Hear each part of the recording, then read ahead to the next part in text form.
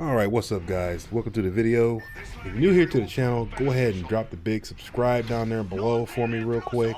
Keep up with all my latest Apex related content and other things I'll be throwing up on the channel. Mostly Apex Legends related these days, but who knows, we may switch it up eventually. So go ahead and drop that sub to keep up with me. And today, we're going to talk about surviving early in Apex Legends. Now I'm sure a lot of you have probably seen videos on this specific topic, but I wanted to go ahead and throw my take on it out there. I'm sure everyone's talked about this at least once or twice. But there are still people who are, I don't know. I know when I drop in with a group of randoms, it's rough sometimes. Sometimes I get people who get down within 5 seconds. Maybe you're that person that gets down within 5 seconds of dropping in almost every other drop. Well, I'm going to show you how to not get downed. So we're going to talk about 4 key elements to help you survive your first 5 minutes in Apex Legends. And in the gameplay you see playing in the background, just keep kind of distracted. You'll see me employing all of these techniques, all 4 of these techniques, every single time I drop in. There should be about 3 or 4 different clips that you'll see playing in the background while we're discussing this. So the 4 things we'll talk about here is the drop zone, where you pick the drop. I'll go into detail with each of these topics as we go through the video. So we got to talk about the drop zone. So what point on the map you choose to drop in at, and what you should be thinking about when choosing somewhere to drop in, whether you're jump master or not. Second, the loot you decide to go for. Okay, what you should be prioritizing as far as loot and your loot path. Clearing your area, so making sure that once you are looted, there's nobody around, you don't hear any footsteps, you know, and how you should be thinking when you go to clear your area. And finally, how to cover your team best when they've got people around them and helping them get the loot that they need as well. So with that being said, we're going to go ahead and jump right into talking about how to pick a drop zone. So when you're looking at the map and you want to drop in, you're either going to drop in cold, hot, or warm, or lukewarm, whatever. Those varying temperatures. We're talking about how many people are likely to drop out of the ship with you. So when you're the jump master, can't talk. When you are jump master, you obviously you get the most control over where you're going to go. Depending on where the ship is and the line path that the ship is going to take. Obviously, more people are going to be more likely to drop directly below the ship than they would to fly off to the left and right of the ship, further away from it. So if you don't want to have a lot of people nearby you when you land, like you're just learning, you're trying to get a feel for things, you would want to go further away from the ship. Try to get away from people, get some loot, and then move in towards the zone. The nice thing about Apex Legends is as long as you're paying some kind of attention to the countdown timer on when the zone is going to start closing, no matter where you land on the map, you can generally beat the zone closing in. You can generally get some really good rotations coming in towards the zone without, you won't get, zone screwed, for lack of better terminology. So, and then, I prefer dropping lukewarm or just warm. Going places where I know other people are likely to follow me because I want to get a fight. I want to get to the flow of battle quickly because I'm a little bit more experienced than newer players. I want to get into the flow of battle really quick. I want to get loot. I want to go gun somebody down and get those quick early kills. So, if I die early, at least I got to have a fight before I died and, lost the game totally. And then you got your hot drop zone. So that's going to be like the blue marker on the map. Some hot drop zones are going to be like Capital City. It's a really big area. Lots of people like to go there. Sorting Factory can be kind of hot, lukewarm to hot sometimes. Right now, Harvester on the Season 4 map is going to be a hot drop zone. A lot of people like to go there because it's the new thing, the new place to go. See if I can think of one other hot drop zone.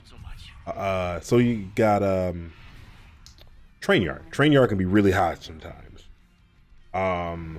And the Bon Voyage, or Bon Mirage, whatever you guys want to call it, the new area that Mirage got on the map. So those areas are usually going to be really, really hot. You'll notice I didn't mention Skyhook, because Skyhook is very big. So usually that's one of my lukewarm drop zones. I can drop into Skyhook typically get a gun that I like, get a blue armor, and feel very ready to take on a fight if I drop into Skyhook. And in these clips, the last clip I believe that plays, you will see a hot drop and what that actually looks like and how you can take a hot drop and win the area and move on to the rest of the game. Okay, so we talked about the drop zone. There's not really a whole lot to talk about there. The last thing I'll mention about that is, for the love of God, please stick with your teammates. Don't be that one guy who's trying to be the all-star and drop in solo to the hot zone and die immediately. Because if you're on my team, I'm gonna make fun of you, okay? I've done it before. Oh, you're taking fire. Oh, you're in trouble? We just killed a squad. You're in trouble? We just killed a squad. Oh, it's unfortunate you didn't come with us. Oh, no.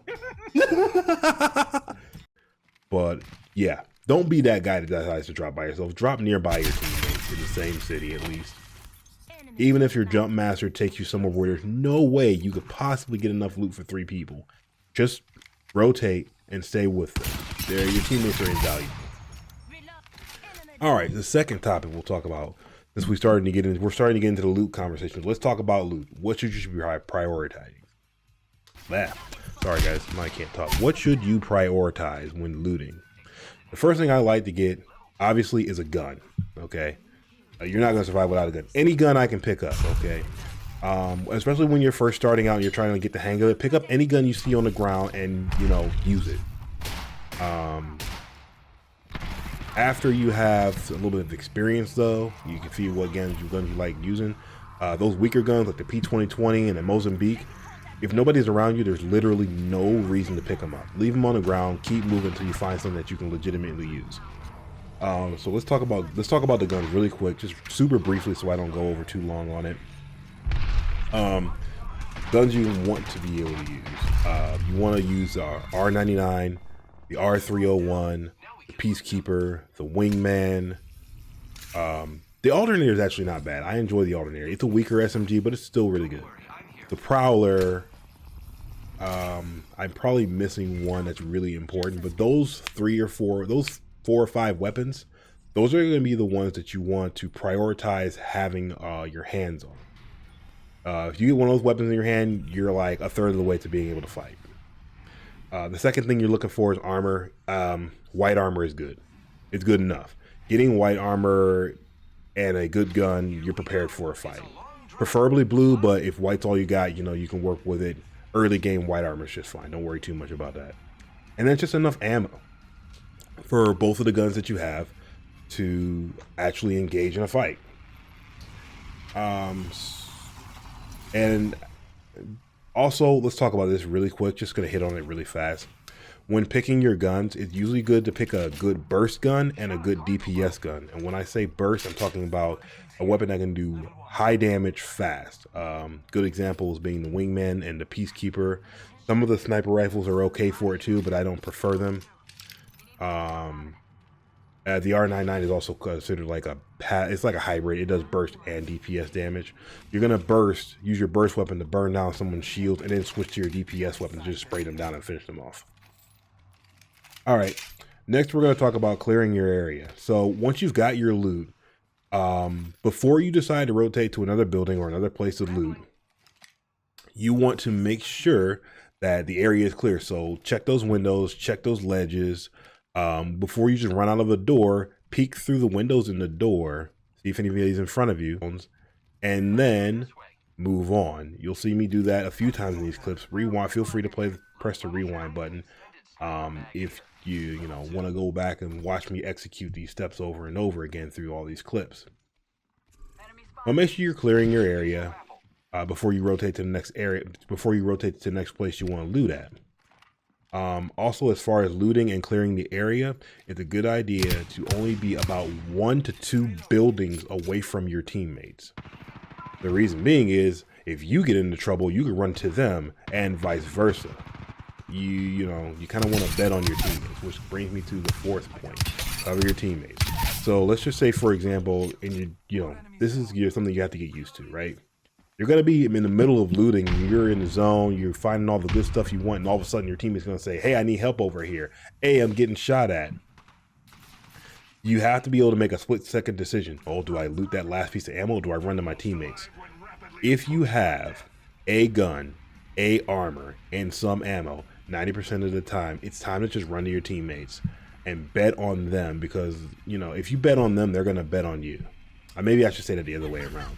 If you put yourself in a position to where you're trying to save them, they're going to eventually put themselves in a position to where they're trying to save you. They'll remember that, you know, you'll create that kind of good bond with your teammates. And those are like the main points. If you follow those 4 steps religiously and, you know, stick with it, you will survive your first 5 minutes early game Apex Legends almost every single time. Even with pickups, even with random, you will survive that entry. And the entry is like where 90% of people die. You die on that entry of your point. You die in the city you go into while looting or trying to win the area. Usually. The mid game is actually rather easy. We'll talk about the mid game next video. And then we'll talk the end game, which is the other hardest part. A lot of people say the end game is the easiest part. I don't agree with that at all, because like high tier, especially a higher level Apex Legends, you'll have the tiny circle and there'll still be 6 squads available. Like we're not even in the top 5. We're like in the last circle and everybody's fighting in the center in the open. So I think that meticulously and being tactical enough during your mid game to get to the end game and actually survive properly is what's going to take you to that winning screen. So with all that being said, we're going to go ahead and close it out here. I'll let you guys finish watching this final clip of me dropping in hot. If you like the video, please go ahead and leave a like. And in the comments, if I missed anything important about the drop zone, about loot choices, about weapon choices, about making sure your area is clear, about, you know, helping your teammates out, covering your teammates, leave it in the comments below to help everybody else out that's going to be coming in and watching this video. And again, like I said, next time we'll go over the mid game, those next 5 minutes, surviving the mid game with your team and making sure you're in a good spot to win the end game. With that, I'll go ahead and leave you guys to it. I wish you all peace, love, and prosperity. We'll catch you next time. Be easy.